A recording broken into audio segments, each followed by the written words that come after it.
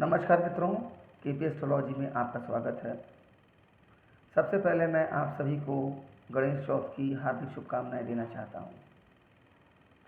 आज का जो विषय है केपी एस्ट्रोलॉजी में वो आप अपने स्क्रीन पर देख रहे होंगे। राम भद्राचार्य जी और प्रेमानंद जी महाराज के विषय में जो एक विवाद, एक कंट्रोवर्सी जो आया है सामने, उसके विषय में आज हम ज्योतिष के झरोखे से इस मामले को, इस विवाद को समझने की कोशिश करेंगे।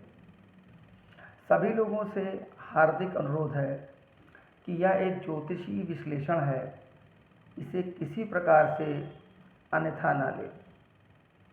सिर्फ सीखने के माध्यम से कि हम किस प्रकार से इस तरह की घटनाओं को देख सकते हैं मुंडेन केपी एस्ट्रोलॉजी में, उसके संबंध में ये जानकारी है। संतों का समाज में हमेशा से बहुत सम्मान रहा है, तो अत्यंत सम्मानित दो पर्सनालिटी के बारे में हम आज इस केस में समझेंगे। आज सबसे पहले हमने कुंडली बनाई है और ये कुंडली आप देख सकते हैं, ये है। इसकी डिटेल वगैरह मैं आपको शो कर देता हूँ, वो ये रही। आज का ही दिन है, दोपहर का टाइम है, 12:25 स्थान है गोरखपुर, उत्तर प्रदेश का राज्य है, शहर है, और हौरारी नंबर है 140। तो चलिए शुरू करते हैं इस विश्लेषण के विषय में। चूंकि ये प्रश्न कुंडली है तो हम एक एक तथ्य को बहुत आराम से समझेंगे। कुंडली में पहला भाव उस व्यक्ति का होगा जिसके बारे में हम क्वेश्चन देख रहे हैं। तो राम भद्राचार्य जी द्वारा ये लिया जा रहा है, उनको व्यक्ति शेष मान के, और उनके अपोजिशन में यानी 7वें भाव से मैं प्रेमानंद महाराज जी को ले रहा हूँ, क्योंकि स्टेटमेंट राम भद्राचार्य जी महाराज ने दिया था। चलिए अब समझते हैं। कुंडली को आप देखेंगे तो आप सबसे पहले देखिए कि पूछने वाला कौन है और किसके ऊपर ये बात हो रही है। तो यहाँ आपको राशि मिलेगी तुला। तुला राशि एक विषम राशि है जो प्रकट करती है पुरुष को, और यहाँ पर भी जो राशि है वो मेष है जो प्रकट करती है पुरुष को। तो यहाँ पर राम भद्राचार्य जी का लिंग स्पष्टीकरण हो गया और प्रेमानंद जी महाराज का भी। मतलब ज्योतिषी द्वारा ये क्लियर कर दिया गया कि पूछने वाला और जिसके विषय में बात हो रही है, दोनों लोगों का जो लिंग है वो सही है। अब हम आगे देखते हैं। केपी एस्ट्रोलॉजी में हम फर्स्ट कस पर सब लौट लेते हैं लग्न के लिए। अब हम समझेंगे यहाँ पर कि राम भद्राचार्य जी द्वारा उनकी पर्सनालिटी वगैरह कैसी है। देखिए, आध्यात्मिक जगत के लिए 5वां नंबर साधना का, मेडिटेशन का और शिष्यत्व का है, और 9वां नंबर गुरु का, उच्च आध्यात्मिक शक्ति का है। तो ये दोनों आप देखेंगे राम भद्राचार्य जी के लिए आए हुए हैं। इसके साथ पहला भाव व्यक्ति का खुद का इंटरेस्ट दिखाता है। तो बिल्कुल सभी लोग जानते हैं वो कितने बड़े विद्वान, कितने बड़े संत हैं। और ये 4 नंबर जो है वो विरक्तता भी देता है और आध्यात्मिक सुख देता है। 5 नंबर के साथ ये 4 नंबर आध्यात्मिक सुख देता है, तो व्यक्ति को अध्यात्म में ही रस मिलता है। और यही हालत आप देखेंगे शनि, इसका राष्ट्र लॉर्ड है, उसमें भी आती है। लास्ट में बुध जो है वो 9 नंबर 12 नंबर देता है, जो कि स्पिरिचुअलिटी के लिए बढ़िया है। 9 नंबर आपकी कुंडली के हिसाब से आप चेक करेंगे तो आप उच्च आध्यात्मिक शक्ति हो गई, और 12 नंबर संन्यास हो गया, वो सन्यासी भी है। तो कुल मिलाकर राम भद्राचार्य जी की जो पर्सनालिटी है वो उच्च विद्वान, सन्यासी और संत की है, जो कि यहाँ स्पष्ट होती है। अब प्रेमानंद जी महाराज के लिए जो मैंने यहाँ नंबर लिखे हैं वो डायरेक्ट इस चार्ट पर लगा है, लेकिन जो ब्रैकेट में नंबर लिखे हैं वो 7वें भाव को लग्न बनाकर किया गया है। अब यहाँ समझते हैं। 9 नंबर आ गया, प्रेमानंद जी महाराज भी उच्च आध्यात्मिक ऊर्जा वाले व्यक्ति हैं।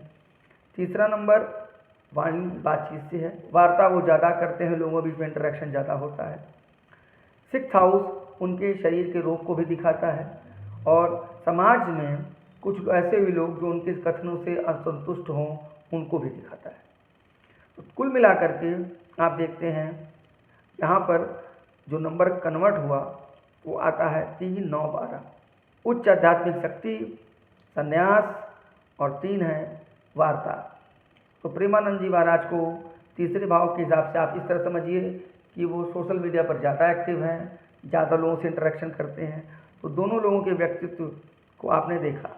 प्रेमानंद जी महाराज का जो सब लॉर्ड है वो शनि है, जो 5, 4, 10, 11 देता है। लेकिन ये 5, 4 जो नंबर है वो एग्जैक्ट कुंडली पर है, लेकिन 7th हाउस से कन्वर्ट करने के बाद 10 और 11 देता है। तो उनको ख्याति और प्रसिद्धि बहुत प्राप्त है। तो इस प्रकार से दोनों लोगों की जो पर्सनालिटी है वो आप लग्न के यानी रामभद्राचार्य जी के लिए फर्स्ट का सुपर सब लॉर्ड और प्रेमानंद जी महाराज के लिए 7th का सुपर सब लॉर्ड के स्पष्ट है। देखा आप लोगों ने कमाल कि केपी एस्ट्रोलॉजी कितनी स्पष्ट तरीके से व्यक्तित्व को बताता है। अब हम देखते हैं विवाद। ये विवाद 2-1 दिन पहले का है, हालांकि विश्लेषण मैंने आज किया है, तो मैं आपको थोड़ा सा इसका डिटेल दिखाता हूँ।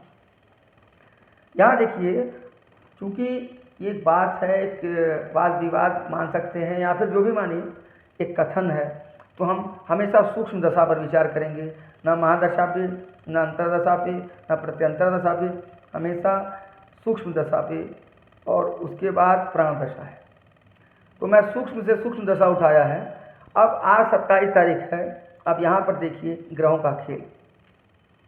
आप देख सकते हैं कि इस कुंडली में मैंने पहला 27 तारीख को जो प्लैनेट एक्टिवेट है सूक्ष्म दशा में वो है शुक्र, जो 27/8/2025 तक रहेगा। आइए देखते हैं रामभद्राचार्य जी के लिए और प्रेमानंद महाराज के लिए क्या है। रामभद्राचार्य जी के लिए यहाँ पर नंबर जो निगेटिव आ गया वो 8 आ गया, लेकिन नक्षत्र लॉर्ड पर ये जो बात है वो कहीं भी निगेटिव नहीं है। 4, 5, 1, 9, 5 और 9 बातचीत से मामले का सुलझ जाना, आध्यात्मिक बातचीत होना और किसी प्रकार का वैरभाव न रखना है। 1, 8, 9, 5, यहाँ जो 8 नंबर आया है वो कोई ना कोई बात मुझे ऐसा लगता है ज्योतिष के हिसाब से कि शायद रामभद्राचार्य जी को अच्छी ना लगी हो। तो ये मैटर, ये सिर्फ इन्वॉल्वमेंट दिखाता है, लेकिन आपका रियल क्या चल रहा है वो ये दिखाएगा। कोई दिक्कत नहीं है, रामभद्राचार्य जी के मन में कोई भी प्रेमानंद जी महाराज के लिए निगेटिव नहीं है। यहाँ पर सब लॉर्ड देखिए, लास्ट में इस वाद विवाद में 27 तारीख को कुछ ऐसे स्टेटमेंट और बातें कही जाएंगी रामभद्राचार्य जी द्वारा जो उन्हें यश प्राप्त करेगा, जो उन्हें लाभ देगा। अब आते हैं प्रेमानंद महाराज जी का। प्रेमानंद जी महाराज जी के पूरे किसी भी प्रकरण में 8 और 12 का कॉम्बिनेशन नहीं आता है। मैं बता दे रहा हूँ, ये 7th हाउस को लग्न मान करके इस नंबरों को बदला गया है।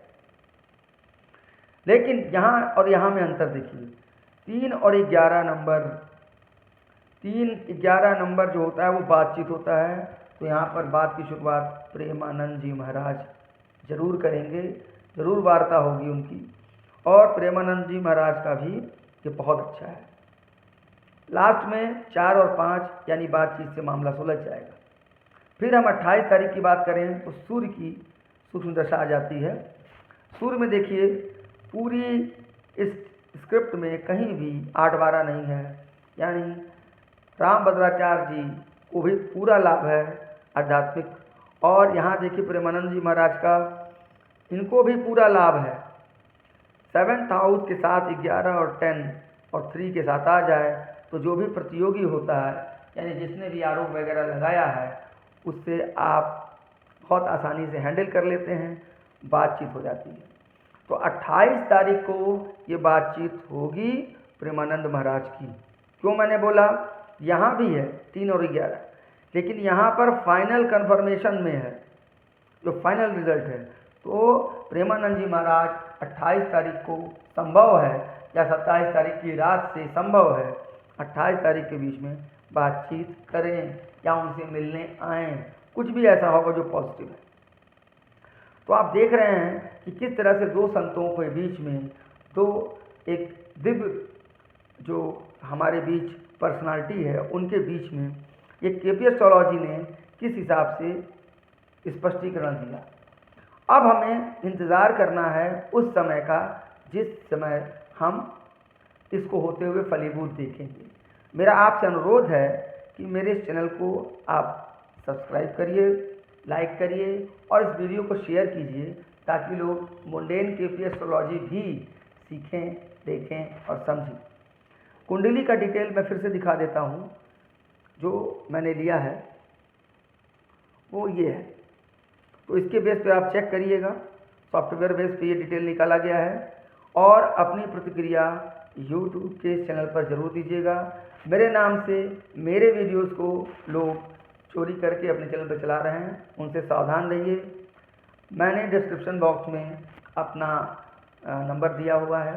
किसी भी प्रकार की कंसल्टेंसी या किसी भी प्रकार की जानकारी के लिए आप उस पर व्हाट्सएप कर सकते हैं और मुझसे जुड़ सकते हैं। एक बात और बोलूँगा, ये एक ज्योतिषी विश्लेषण है। किसी भी प्रकार से किसी को नुकसान पहुंचाने के लिए या किसी का अपमान करने के लिए कोई कार्य नहीं है। दोनों जो महाराज जी हैं उन लोगों का पूरा सम्मान है और मैं उम्मीद करता हूं कि ये वीडियो आप लोगों को बहुत अच्छा लगेगा और आपको एक नई लर्निंग देगा। Thank you so much. Next video में हम जल्द ही मिलेंगे। जय श्री राम।